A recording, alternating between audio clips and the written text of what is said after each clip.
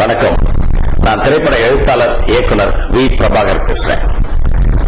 ஜல்லிக்கட்டு நமது தமிழ் கலாச்சாரமும் பாரம்பரியமும் உலகிற்கு எடுத்துக்காட்டப்படும் ஒரு அடையாள விளையாட்டாக நமக்கு திகழக்கூடியது ஜல்லிக்கட்டு.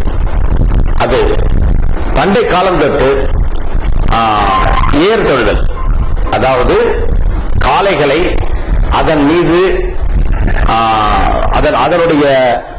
அதனுடைய முதுகு பகுதியின் மீது ஏறி லாவகமாக காளைகளை பிடித்து அதன் பிறகு அதன் கொம்புகளை பிடித்து ஒரு காளை அடக்கிவிட்டால் அவன் தமிழன், தமிழ் வீரன், தமிழ் மறவன் என்ற அடையாளப்படுத்தப்படும் விதமாக நமது முன்னோர்களால் உருவாக்கப்பட்ட ஒரு விளையாட்டுதான் ஜல்லிக்கட்டு என்பது.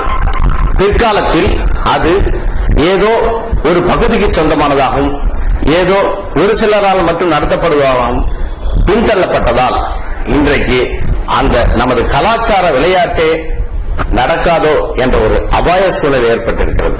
ஆனால் நமது தமிழர்களின் உள்ளங்களையும் தமிழர்களின் நெஞ்சங்களையும் தமிழகத்தின் ஒருமித்த கருத்துக்களையும் நமது இந்திய துணைக்கண்டத்தின் தலைநகரம் டெல்லி மாநகரில் நமது உருவமாக பிரதிபலித்துக் கொண்டிருக்கும் ஐயா மாண்புமிகு அமைச்சர் பொன் ராதாகிருஷ்ணன் அவர்கள், மக்கள் தலைவர், இன்னொரு காமராஜரை நமக்கு உருவகப்படுத்திக் கொண்டிருக்கும் நமது மக்கள் தலைவர் ஐயா பொன் ராதாகிருஷ்ணன் அவர்கள் கலாச்சாரம் மலிந்துவிடக்கூடாது, கலாச்சாரம் மறைந்துவிடக்கூடாது என்ற உயரிய சீரிய எண்ணத்தில் நமது நவீன இந்தியாவின் சிற்பியாம் பாரத பிரதமர் மோடி அவர்களிடம் எடுத்துச் சொல்ல வேண்டிய விதத்தில் எடுத்துச் சொல்லி மீண்டும் அந்த விளையாட்டு, நமது பாரம்பரிய விளையாட்டு நடைபெறும் என்ற உறுதிமொழியை நமக்கு அளித்துள்ளார்கள்.